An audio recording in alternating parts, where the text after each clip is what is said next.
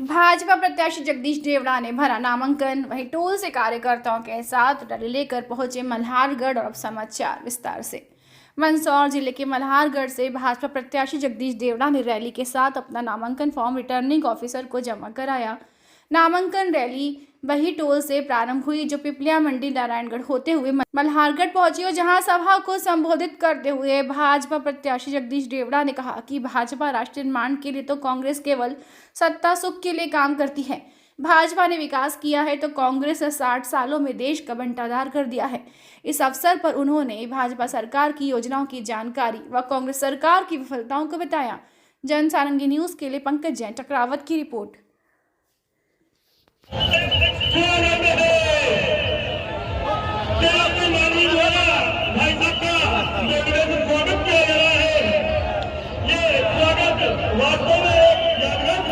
एक छोटा कार्यकर्ता, साधारण कार्यकर्ता, जिसको आपने 3 बार इस मल्हारगढ़ विधानसभा क्षेत्र से चुनाव जीताकर विधायक बनाया।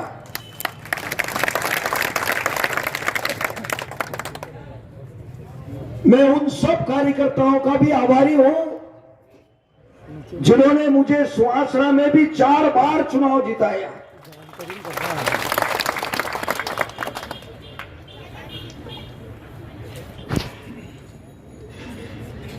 मैं किन शब्दों में आपका आभार व्यक्त करूं? अपार उत्साह और अटूट विश्वास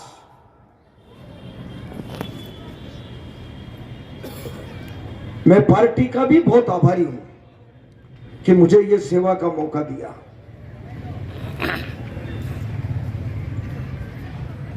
मेरे जैसे साधारण कार्यकर्ता को, तमाम कार्यकर्ताओं का मैं बहुत ऋणी हूं।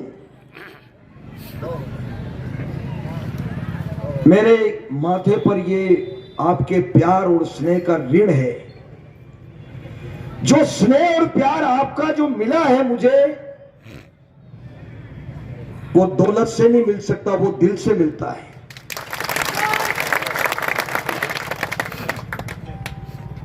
ये भारतीय जनता पार्टी है, बहुत साधारण कार्यकर्ता को उठा करके राष्ट्रपति भी बनाती है।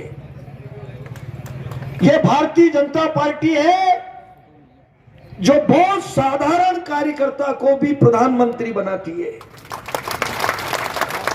इस पार्टी की विशेषता है। भारतीय जनता पार्टी की यह विशेषता है और भारतीय जनता पार्टी किसी विचारधारा के लिए चुनाव लड़ रही है। हम केवल माला पहनने के लिए सरकार नहीं बना रहे। हम स्वागत सत्कार के लिए, माला पहनने के लिए, स्वागत के लिए, जुलूस निकालने के लिए हम सरकार नहीं बनाते। हम राष्ट्र के लिए काम कर रहे हैं। हम किसी विचारधारा के लिए काम कर रहे हैं।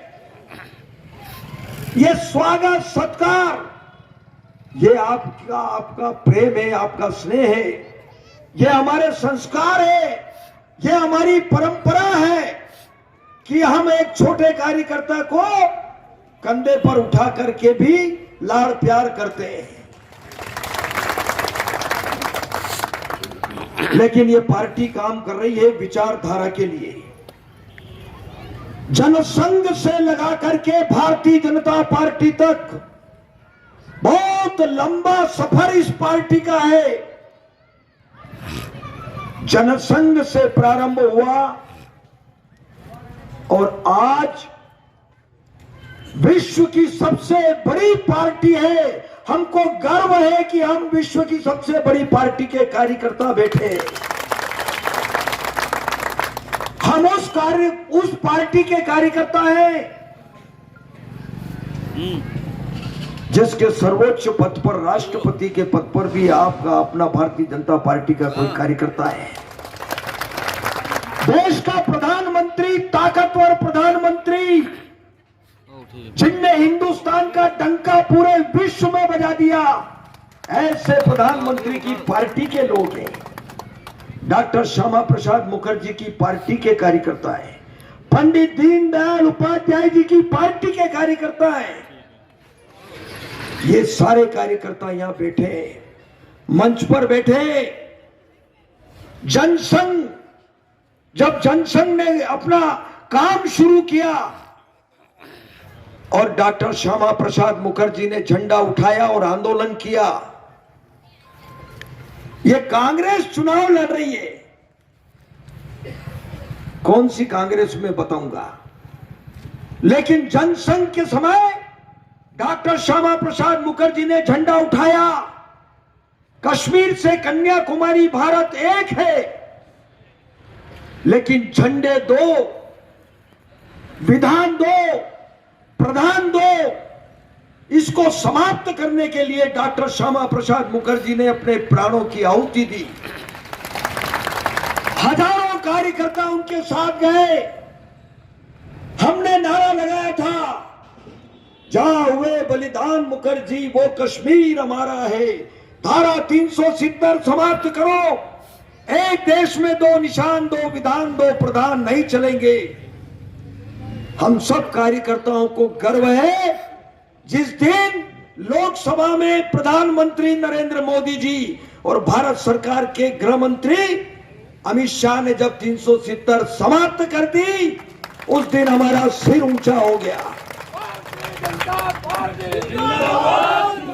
हम इसलिए काम कर रहे हैं, इस भारतीय जनता पार्टी में राष्ट्र के लिए काम कर रहे हैं। हम कांग्रेस सत्ता प्राप्त करने के लिए काम करती है, हम राष्ट्र के लिए काम करने के लिए इस पार्टी में काम कर रहे हैं। धारा 370 समाप्त हुई। इन कांग्रेसियों के पेट में दर्द हुआ, बड़े चिल्लाए, पूरे देश में चिल्ला चिल्ला करके बोले कि अगर धारा 370 समाप्त हो जाएगी तो खून की नदियां बह जाएगी, खून खराबा होगा। अरे कांग्रेस के नेताओं, एक मच्छर भी हिंदुस्तान में नहीं मरा और धारा 370 समाप्त हो गई। हमने नारा लगाया था, मंदिर वही बनाएंगे, मंदिर भव्य बनाएंगे। कांग्रेसी बीच में से चिल्लाते थे कि तारीख नहीं बताएंगे। अरे हम तारीख बता रहे, 22 जनवरी को वहां अयोध्या में पूजा अर्चना होगी, नरेंद्र मोदी जी वहां रहेंगे और जय जय श्री राम के नारे लगेंगे।